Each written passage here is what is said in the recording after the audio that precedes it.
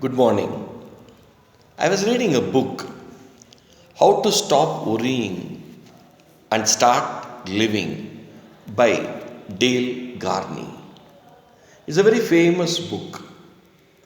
And I was reading a chapter called How to Cooperate with Inevitable. How to cooperate with the inevitable. That means to accept the inevitable. What cannot be cured has to be endured. What cannot be cured has to be endured. Look at the life of the famous astrophysicist Stephen Hawking. When you see the life of Stephen Hawking, in a very young age, when he joined PhD at Cambridge, he was diagnosed with a very strange disease that is called motor neuron disease. Now, what is the impact of the motor neuron disease? You lose the ability of your muscles. You lose the control of your muscles. Only the brain functions. See the sad state?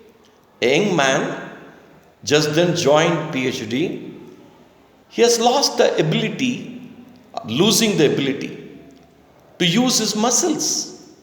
Then slowly he was put in the wheelchair and he completes his PhD. And the life goes on. He gets married, he has children, but to survive, he needs money. So he decides to write a book, and a very famous book, A Brief History of Time. A Brief History of Time, it's a very simple astronomy book written in layman's language. It became very famous. In 1988 it was published. But remember, in 1985, when he went to CERN laboratories in Geneva, he caught pneumonia. And because of that pneumonia, he lost his vocal cord. He could not speak after that. He lost his speech. And so, what he did with IBM and other companies computerized, he was fixed with a speech synthesizer. A speech synthesizer in the wheelchair. And when he moves his fingers, he can choose selected words, and using those words, he started writing the book. In 1988, the book was published, A Brief History of Time, and it became very famous. Many of us have bought the book, maybe read 10 to 15 pages, but further it is very difficult because it is on a technical subject. Now let us think of the life of Stephen Hawking. If he has not accepted what was inevitable, could he have proceeded further in his life? Think. Since he accepted the inevitable, I read a passage from the book.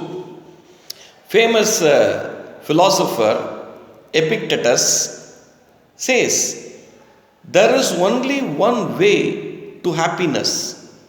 There is only one way to happiness, and that is to cease worrying about things which are beyond the power of our will.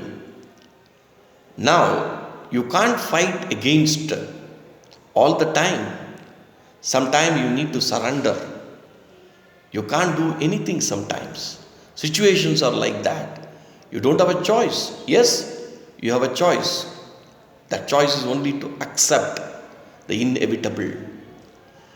When we stop fighting the inevitable, maybe we get that energy and we can channelize that energy to more creative pursuits to enrich our life. That is the only possibility. So there are so many men and women in our lives we have come across who have overcome the inevitable. So let me complete with a prayer, and this is called Serenity Prayer. What this prayer says: God, grant me the serenity.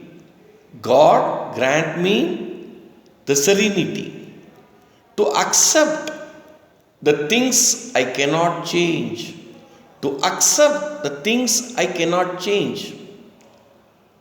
The courage to change the things I can.